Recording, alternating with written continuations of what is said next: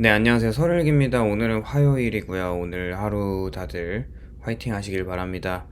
맨날 생각하는 생각이 있죠. 회사에서 퇴사하고 싶은 생각이 너무 많이 들 때가 있습니다. 일이 너무 많고 힘들어서 그런 생각도 저도 종종 들곤 하는데, 이제 많은 40대 분들이 이런 생각을 하는 것 같습니다.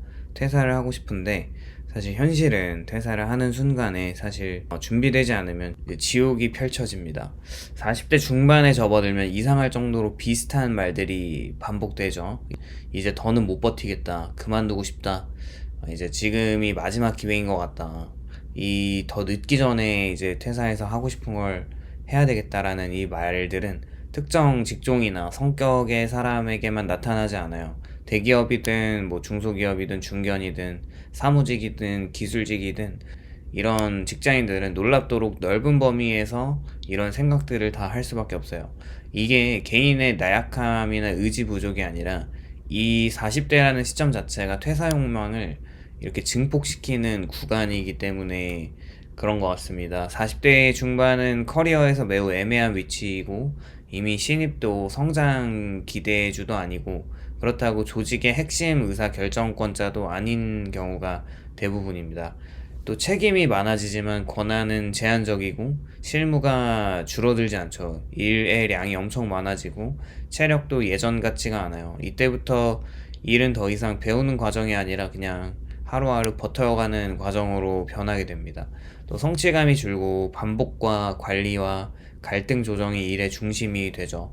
여기에는 조직의 시선이 또 달라지는데 40대 뭐 중반 정도 가면 더 이상 이제 회사 입장에서는 그런 인력에 대해서 투자 대상이 아니라 이 회사가 이 연령대의 직원에게 새로운 기회를 주기보다는 얼마나 더 오래 좀 써먹을 수 있을지를 계산하기 시작합니다. 교육과 성장보다는 안정적인 처리나 문제없는 운영이 기대되고요. 즉, 사람이 점점 가능성이 아니라 이 사람을 쓰면서 얼마나 기여를 할 수 있는 흑자와 적자 구조로 이런 비용으로 인식되기 시작하는데, 이 미묘한 변화는 말로 표현되진 않지만 당사자는 정확히 느껴집니다. 이 시점에서 많은 사람들이 스스로 자문을 하는 게 이렇게 5년, 10년을 더 할 수 있을까? 그리고 이 질문은 곧 지금이라도 나가야 하는 건 아닐까로 이어집니다. 문제는 이 퇴사의 욕망이 충분히 합리적이다라는 점이고요. 몸이 또 예전 같지 않아서 일의 의미가 줄어들었고 조직에서의 위치가 불안정하고, 그럼에도 불구하고 바로 이 시점에서 퇴사하는 순간에 많은 사람들에게는 예상보다 훨씬 가혹한 현실이 펼쳐지는데, 40대 중반의 퇴사 욕망이 위험한 이유는 그게 감정적으로는 매우 정당하지만 현실적으로는 가장 취약한 시점에 발생하기 때문에 그렇습니다. 이미 생활 수준이 거의 웬만하면은 다 고정이 되어 있어서 가족의 기대와 책임은 정점에 있고 자산과 부채 구조도 쉽게 바꿀 수 없는 상태입니다. 젊을 때처럼 좀 쉬었다가 다시 시작하는 게 통하지가 않는 것이죠. 또 퇴사는 단순한 휴식이 아니라 삶의 구조 전체를 흔드는 사건이 되는데, 더 큰 문제는 이 시점의 사람들은 스스로를 뭔가 되게 과대평가하거나 과소평가하는 양극단에 빠지기 쉽다는 점인데, 어떤 사람은 뭐 내 경력이면 어디든 갈 수 있다고 믿고 있고, 또 어떤 사람은 이제 나는 끝났다라고 생각합니다. 하지만 현실은 그 중간에 어딘가에 있고, 그래서 바로 그 중간 지점이 가장 잔인한 형태의 좌절을 만들어내기도 하는데, 기대는 있지만 기회는 제한적이고 버틸 여력이 줄어든 상태인 거는 팩트이죠. 그렇게 40대 중반에 퇴사를 고민하는 사람들 대부분은 이렇게 말을 하는 것 같습니다. 일이 너무 힘들고 이제는 이 일을 더 못하겠다. 하지만 조금 더 깊이 들어보면 문제의 핵심은 일의 양이나 업무 난이도라기보다는 진짜 문제는 조직 안에서 차지하는 자신의 위치가 근본적으로 바뀌었다는 점 때문에 그렇습니다. 그리고 이 변화는 겉으로 잘 드러나지 않기 때문에 많은 사람들이 원인을 잘못 진단하는데, 젊을 때 힘든 것은 이제 방향성이 있지만 일이 많아도 힘들어도 그 안에서 성장과 축적이라는 보상이 있었고 실력이 점점 늘어가고 경험이 쌓이고 다음 단계로 올라갈 수 있는 그 기대가 있었지만, 그래서 버틸 수 있었지만, 반면에 40대 중반의 힘듦은 성격이 다릅니다. 이 시점의 고통은 앞으로 나아가는 고통이 아니라 제자리에서 소모되는 고통에 가깝죠. 아무리 노력해도 구조적으로 더 크게 달라질 것이 없다는 느낌이 사람을 지치게 만들죠. 조직은 40대 중반의 직원을 바라보는 시선을 은근히 바꿉니다. 더 이상 키워야 할 사람이 아니라 그냥 안정적으로 관리해야 할 사람이 되었으니까 이 변화가 공식적인 발언을 한 것보다는 배정되는 일의 성격에서 드러나죠. 새로운 프로젝트보다는 그냥 문제 처리나 뒷정리나 조율하는 역할이 늘어나고 성과를 만들어내는 중심 무대에서는 점점 멀어지고 대신에 갈등을 흡수하고 책임을 떠안는 위치로 이동합니다. 이 과정에서 사람은 자신이 소모품이 되어간다는 감각을 느끼고 특히 중간 관리자 위치에 있는 40대 중반은 양쪽에서 압박을 받는데 위에서는 결과를 요구하고 아래에서는 불안과 요구가 쏟아지죠. 그런데 권한은 제한적이고 결정할 수 있는 것은 많지가 않은데 핵심은 대부분 자신에게 돌아옵니다. 이때 사람을 가장 지치게 하는 것은 업무량 자체보다 통제할 수 없는 상황에 대한 책임입니다. 노력으로 해결할 수 없는 문제를 계속 떠안는 구조는 어떤 사람에게도 견디기가 어렵죠. 그런데 40대 중반에 퇴사를 결심하는 사람들 대부분 어느 정도 각오를 합니다. 당분간은 힘들 수 있고 수입이 줄어들 수도 있고 하지만 실제로 퇴사 이후에 마주하는 현실은 이 각오의 범위를 훨씬 넘어서는 거죠. 왜냐하면 이 시점의 퇴사가 단순히 월급만 끊기는 게 문제가 아니라 삶 전체의 현금 흐름 구조가 붕괴되는 사건이기 때문입니다. 직장에 다니는 동안의 월급은 너무 당연해서 실감되지 않는데 매달 정해진 날에 들어오는 돈은 마치 공기처럼 이렇게 존재하거든요. 그러나 퇴사하는 순간 이 공기라는 게 갑자기 사라지면 삶을 유지할 수 없겠죠. 문제는 지출이 공기처럼 또 같이 사라지지 않는다는 점이고 주거비나 대출 상환이나 교육비나 보험료나 생활비는 그대로 남아있어요. 오히려 40대 중반일수록 고정지출이 인생에서 가장 높은 시점에 도달해 있죠. 이 상태에서 소득이 끊기면 공포는 단순한 불안이 아니라 즉각적인 생존 문제로 바뀌어서 많은 사람들이 퇴사 전에 이렇게 생각을 하는데 몇 개월 정도는 뭐 버틸 수 있다. 그리고 실업급여도 받고 퇴직금도 있으니까. 하지만 이 계산이 대부분 지나치게 낙관적인 게 있는데 실업급여는 사실 기간과 금액이 제한적이고 퇴직금은 생각보다 빠르게 소진된다는 얘기가 많죠.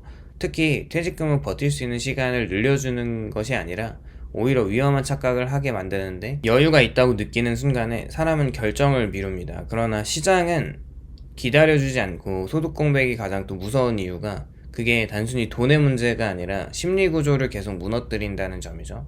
매달 들어오던 돈이 끊기면 사람은 하루하루를 그냥 숫자 계산을 하면서 살게 되거든요.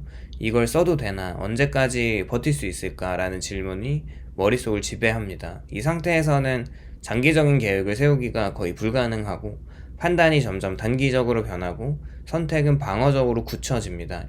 이때의 판단력 저하는 재취업이나 전환을 더욱 어렵게 만들고 또 하나 간과하기 쉬운 점은 40대 중반의 소득 공백은 이 회복 시간이 매우 길어질 가능성이 높다는 사실인데 20대나 30대 초반이면 그냥 몇 달 쉬고 다시 취업하는 것이 비교적 흔하지만 40대 중반은 다르죠. 채용 시장에서의 연령대가 이미 즉시 투입 가능한 사람이거나 특정 역할을 바로 해낼 수 있는 사람으로만 평가되었는데 즉 준비기간을 전제로 한 공백은 시장에서 거의 인정받지 못합니다.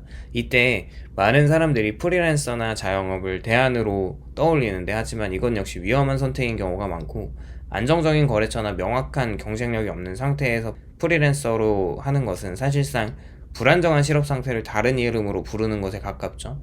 수입이 들쭉날쭉하고 공백이 더 길어질 수가 있고 자영업 역시 마찬가지이죠. 초기 비용과 실패 위험을 감당할 여력이 있는 40대 중반은 거의 없습니다. 소득 공백이 길어질수록 사람은 점점 더 불리한 조건을 받아들이게 되고요. 처음에는 이 정도 조건은 안 된다고 생각했던 제안도 시간이 지나면 일단 들어가야 한다라고 바뀝니다. 이 과정에서 연봉이 낮아지고 역할도 축소되고 자존감도 같이 떨어지죠. 아이러니하게도 퇴사 전보다 더 나쁜 조건의 일을 하게 되는 경우도 적지 않습니다. 이게 바로 40대 중반의 퇴사자가 지옥의 입구가 되는 대표적인 이유이죠. 결국 이런 공포는 단순히 돈이 없어서 생기는 것뿐만 아니라 선택권이 빠르게 사라지는 경험에서 비롯되고 시간이 지날수록 선택지는 줄어들 거고 남아있는 선택은 질이 낮아진 상태고 그나마 취업이라도 할 수 있으면 다행입니다. 이때의 퇴사는 자유의 시작이 아니라 오히려 자유를 잃어가는 과정처럼 느껴집니다.